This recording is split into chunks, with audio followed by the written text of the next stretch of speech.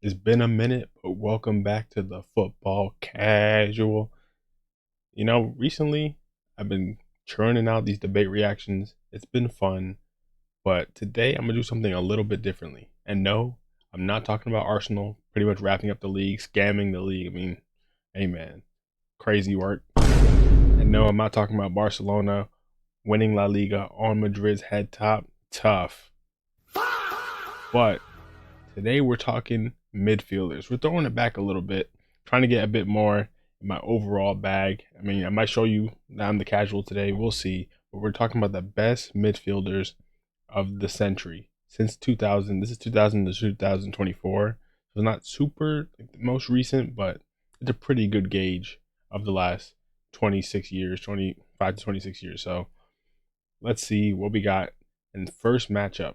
Off Ripskis, we got Sergio Busquets. I don't know why I said it like that. Sergio Busquets taking on Paul Pogba. I mean, for me, and I have to be honest here.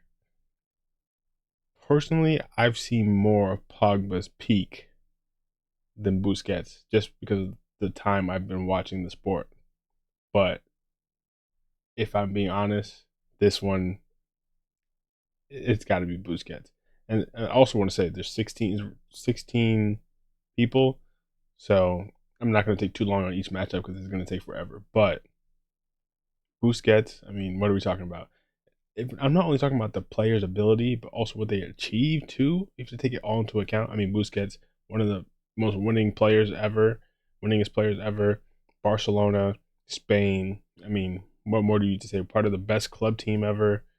I mean, press resistant. If you want to define press resistant, it's a picture of Busquets. Pogba, honestly, you could argue Pogba's ability and potential was higher. And like peak Pogba, Juventus Pogba, it's hard to really think of a midfielder doing more like amazing things on the eye than Juventus Pogba. But the move back to United, now France Pogba too. I mean, France Pogba, let's not talk about France Pogba, that's another thing. But you have to take it all into account. It's realistically Busquets, even though I personally really enjoy Pogba as a player, but I have to go Busquets. Next up, Xabi Alonso versus Ozil. Mesut Ozil. This is interesting because, I mean, obviously they have the Madrid overlap, but then they have obviously Alonso at Liverpool, Bayern. You have Ozil in the Arsenal days. He was cursed to not break that assist record. This is tough. You think you could argue Xabi Alonso had the better career? I mean, he was part of Istanbul. Then he goes Madrid, Bayern. I mean, you could argue he had the better career. But for me, if we're talking about, I value peak over overall career a little more. And I do think Ozil going to Arsenal just kind of, I mean, he was great at Arsenal, but obviously this is Arsenal, not the best version of Arsenal.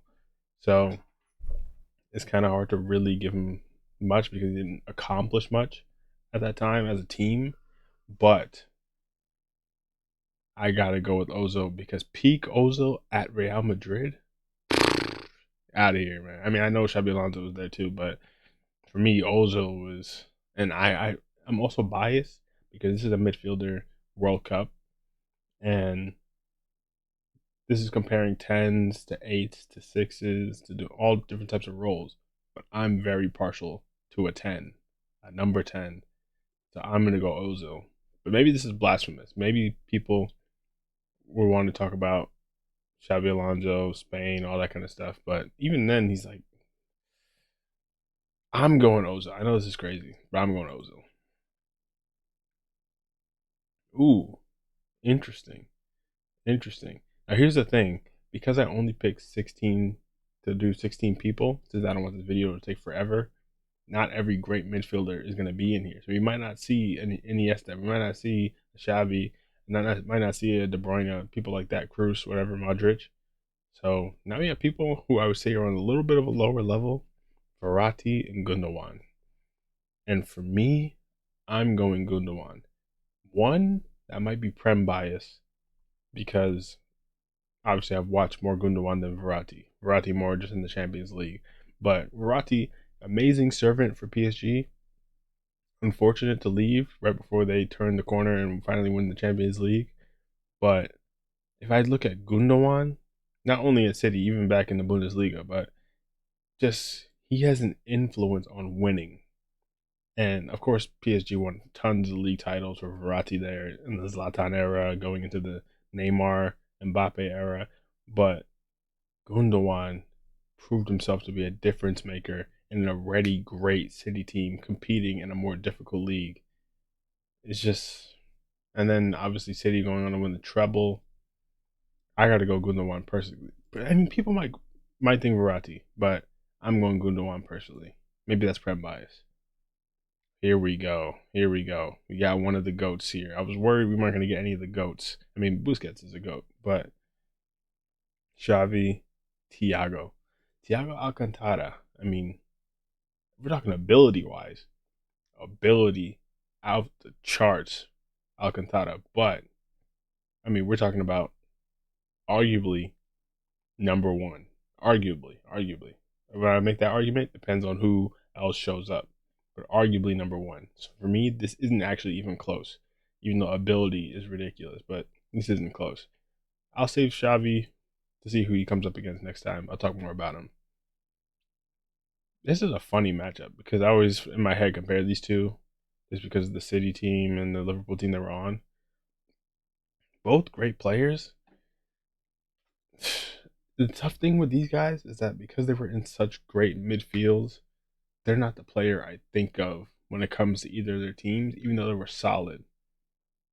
But that being said, that Fernandinho was good too. But I might go with Fabinho, just because I feel like Fabinho really held it down in that Liverpool, the base of that Liverpool midfield. Because Liverpool were so gung ho, getting press, whatever. Fabinho really held it down in front of that back line. I'm going Fabinho, but maybe I don't know. I feel like I forget about Fernandinho a lot, and maybe I'm underestimating his prime. But I'm going Fabinho. Okay, for some reason this is just they don't have his name there, but I mean this is Lukita Modric. Another one where you could say arguably number one, and Clarence Seedorf. I'm gonna be honest, I didn't get to watch much of Seedorf or really his prime years. I know he's done great things with that Milan team, the Ancelotti era, but realistically, I can't really compare him. And even if I did know more about him, I mean, this is Modric, who I think is the most winning player in the history of the most winning club in the history of football. So, I mean, it's gonna go Modric. This is interesting. Bernardo Silva, Casemiro. Now, if you want to go right now, obviously it's Bernardo Silva. I mean, is that obvious? Casemiro is dunking on dudes for fun off set pieces, but Bernardo Silva is still putting in class performances to this day. If you want to go peak, I'm going Casemiro. If you want to go longevity, probably going Bernardo Silva. But for me, the difference maker is even if I want to go peak versus longevity, even with Silva's longevity, it's still only one Champions League with City. But Casemiro in that peak, what he did, especially when Zidane came in, brought Casemiro into the team, and GG's from there. Just Champions League. I mean, he was a monster. At his peak, he was a monster. Bernardo Silva is extremely versatile, but if you just want to talk about really locking down a role, it's Casemiro for me. Ooh, this is an interesting comparison. Kevin De Bruyne versus Kaka. Now, for me, I'm gonna let you guys in on a secret. I said this on other channels before, but I don't know if I've ever said this on the Football Casual. Kevin De Bruyne is one of my favorite players ever. Ever. Now, maybe that's blasphemous as a Chelsea fan. Have a City player as one of my favorite players ever. Maybe. I don't know. I mean, technically he was a Chelsea player first. But just the style of play, when I think of what I want to see from a midfielder, it's Kevin De Bruyne. It is just Kevin De Bruyne.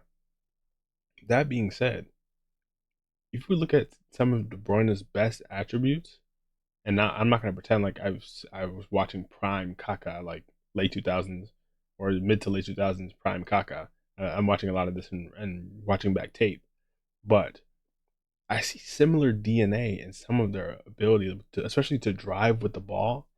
I see flashes of Kaka and De Bruyne, and obviously Kaka. I mean, he was on the other side of Istanbul, but he has his own Champions Leagues that he won. Obviously, going to Madrid, that didn't work out the way people hoped it would, but monster at his peak, absolute monster. But for me, it's, I don't want to say clearly, that sounds disrespectful to Kaka, but if you take everything into account, I gotta go De Bruyne. I gotta go De Bruyne personally. But Kaka's probably the biggest miss in this first round so far. That's the toughest matchup, honestly. But I'm going De Bruyne. Maybe people disagree. Let me know in the comments. Are you going to De Bruyne or Kaka? Was that blasphemous? Let me know. Let me know. Maybe that's Prem bias again. I think it's more recency than anything, because I'm like, in my time as a football fan, De Bruyne is number one as a midfielder. So, oh, well, that's crazy. That's crazy. No, hold on, that's crazy. But he's up there. So it's not really fair for me to compare Kaka. But Fabinho, Ozil, I'm going Ozil. Shout out Fabinho. But like I said, I have a 10 bias. And also just Ozil on the eye is ridiculous. I'm going Ozil. Ooh, Casemiro versus De Bruyne. I feel like De Bruyne is getting all the tough matchups, bro. But for me, it's De Bruyne. It's De Bruyne. If we look at Casemiro, and now this is not to disrespect him, because these two went head to head a lot actually in the peak City Madrid rivalry days, and then obviously then he ended up going off to United. But Madrid actually got a lot of one ups on City in those times. But if we look at that Madrid midfield, Casemiro is the third best player. I think most people would agree that Modric and Kroos are ahead of him. That's no disrespect. It just is what it is. But De Bruyne was the best player on that City team. And I think if he went to Madrid, he's better than Casemiro. Obviously, different roles, so it's not like a one-to-one comparison. But I'm going De Bruyne. No disrespect to Casemiro, though. I mean, this is, once again, not close. Shout out Gundogan. I gave him his plaudits, but, I mean, this is Xavi we're talking about. And speaking of, now that we're in the second round, we didn't get Iniesta. We didn't get Kroos. We didn't get Zidane. I mean, some big midfielders missing out here. So, obviously, don't take this as the be all end all. Even if whoever wins this might not be actually the greatest midfielder since 2000. But it is what it is. This is what we got. But it is what it is. And I'm stalling because I just got an insane matchup. Luka Modric versus Sergio Busquets. Now, this one, this is rough. This is rough. Personally, I don't know. See, this, I mean, I do know, but it's hard to eliminate Busquets, and it's gonna be what I have to do. But it's similar to the argument I made with Casemiro and De Bruyne, where if you look at Busquets, as amazing as Busquets is, and honestly, kind of a unicorn, Busquets is with his frame, but with this ball control ability and press resistance. If you look at his midfield, and we're talking about, I think most people, probably everyone, would agree that the two best midfield tandems or two best midfield threes since 2000, maybe people don't agree, I don't know, but in my opinion, are Xavi, Iniesta, Busquets, on one hand, and Modric, Kroos, Casemiro. And I was saying that now maybe Casemiro kind of sounds like the odd one out, but I mean, if you look at what those two groups achieved as well, it's ridiculous. Maybe I'm blanking on one off the top of my head, but now if you look at the argument I made about Casemiro before, Busquets is the Casemiro of his group, and that's no disrespect to him, but everyone would agree Xavi and Iniesta are ahead of him, whereas Modric is in the Xavi Iniesta position in his midfield three. So off of that, I'm gonna have to give it to Modric, but Busquets, unlucky to go out so early. This, I did not want to see this. I did not. I'm be honest. I'm not gonna lie. I did not want to see this. I really wanted De Bruyne to go to the final. And maybe I'm biased. I mean, no, maybe I am biased. If I was picking just personally, what I like to watch, I'm going De Bruyne. Personally, and I know that's crazy, but if I have to be honest about just what it is, Xavi has to go through. Now, here's the thing. I still don't think Xavi's number one when everything's said and done. And I know some people do. But when it comes to him and De Bruyne, it's just different circumstances. They're different style of players. And I actually, if I'm being honest, if I'm being completely honest, and maybe this is because I didn't watch peak Xavi. I watched like tail end Xavi. I watch more Iniesta than Xavi personally. But I personally think, I mean, Xavi can do a lot. But I think De Bruyne, I mean, there's some things Xavi does that De Bruyne, I don't say he can't do, but that's not really what he's going for in the game. And there's something De Bruyne does that aren't in Xavi's game.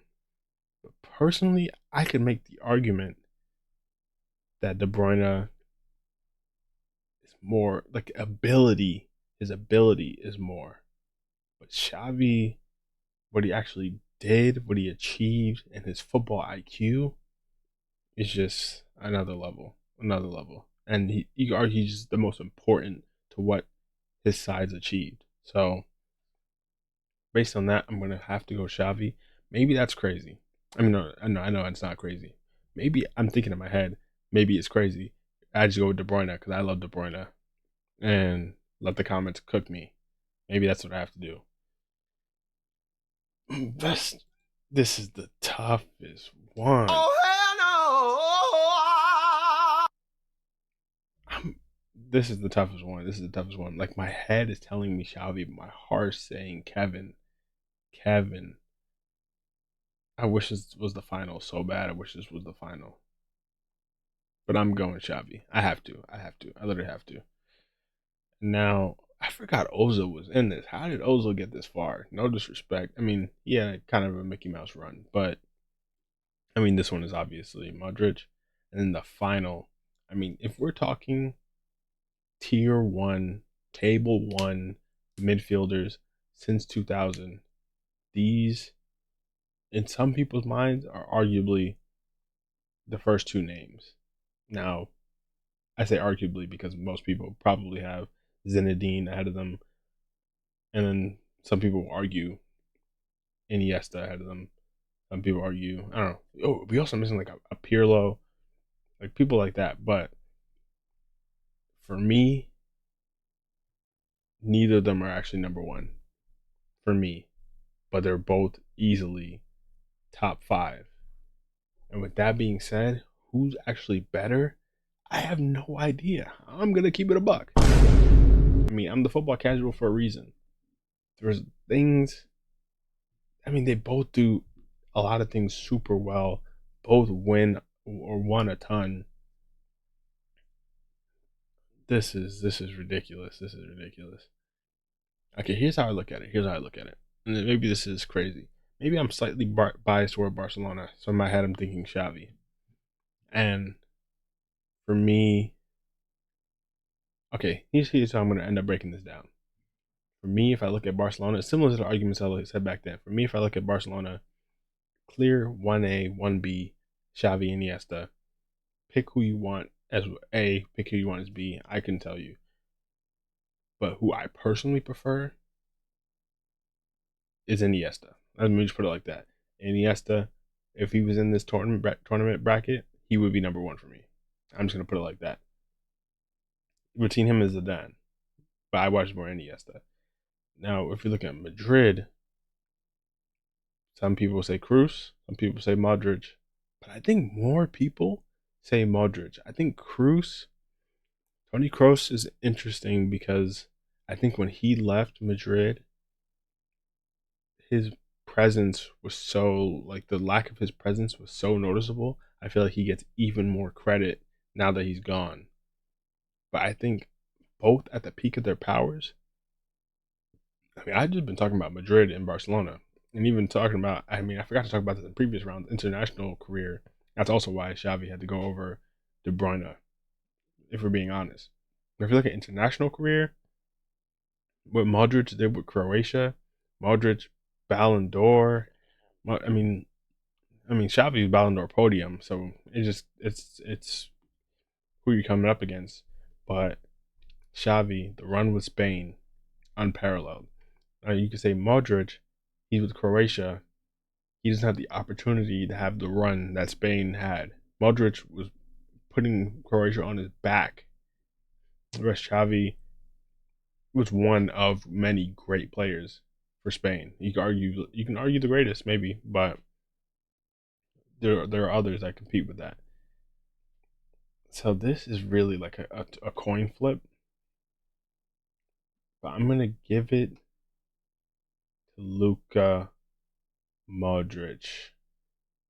And as I'm saying that, I can't even bring myself to click it because I can't believe it. Because here's the thing, for me, Iniesta over Modric, and then the other equation is Iniesta equal or greater to Xavi. Okay, that was a terrible way of phrasing it, but you know, like that time where it's like the greater over the equals, the greater than or equal to Xavi. But for me, Iniesta greater than Modric.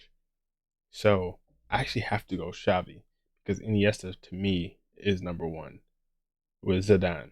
So actually, I'm going Xavi. I just completely changed my mind there, but it is what it is. This is completely off the cuff. I'm not really breaking it down in any crazy way, but there it is. Xavi is my winner for this World Cup. Let's go check out who other people had as their winner. Okay, so for people who did get Zidane, Zidane seems to win overwhelmingly. They have Iniesta as well, another version of Iniesta with the glitch. And then Modric. I mean, this to me, like I said, these two are my top two. These two are my top two. I didn't get either of them in mind. Modric, Pirlo, I didn't get him. Kaka. Here's the thing. It's actually really close. But people have Kaka ahead of De Bruyne. I had De Bruyne. I picked De Bruyne ahead of Kaka in a head-to-head. But if you actually look at the stats, it's very close. And then another version of Modric, which is interesting that this version of Modric is so far down. But two versions of Iniesta are back-to-back. Kroos and Xavi. Here's the thing, guys. Xavi's a little underrated here. Because Iniesta is super high up, and I agree. Iniesta I prefer. But in between Iniesta and Xavi, you have Kroos, De Bruyne, Kaka, Pirlo. That's interesting. That's very interesting. Xavi I feel like he's a little underrated here. Then Gerrard, I didn't even get Gerrard. Wesley Sneijder. I mean, great player, but I wouldn't have expected that. Busquets, understandable. Lampard, I didn't get him. Pogba, Scholes. Pogba ahead of Scholes, ahead of Yaya Toure, Rodri, Ballon d'Or winner. Coutinho. Seedorf, Ozil, Muller. I didn't get Kante. Hey, I didn't. Hey, I'll be honest. I said De Bruyne is one of my favorite players, and since I've been watching football, Kante is one of the other ones. Those are like probably my top two since I've been watching the sport. But yeah, Casemiro is all the way down here. Xabi Alonso. So if people agree Ozil over Xabi Alonso, I wasn't crazy. Fabregas, David Silva, Pedri. Pedri's kind of okay. We're getting to modern players here, but I mean, I didn't think I was crazy. I don't think any of them were too crazy, but I appreciate you if you made it this far. Like, subscribe, all that good algorithm stuff. I'll be back sooner than I was this time, hopefully. But this was fun. I'm gonna do another one soon. There's one that's actually the same thing, but it's best player and best players instead of best midfielders. That one's gonna be even tougher. That's why I did this one first, just to warm it up. But like, subscribe, like I said. I'll see you guys in the next one. Peace.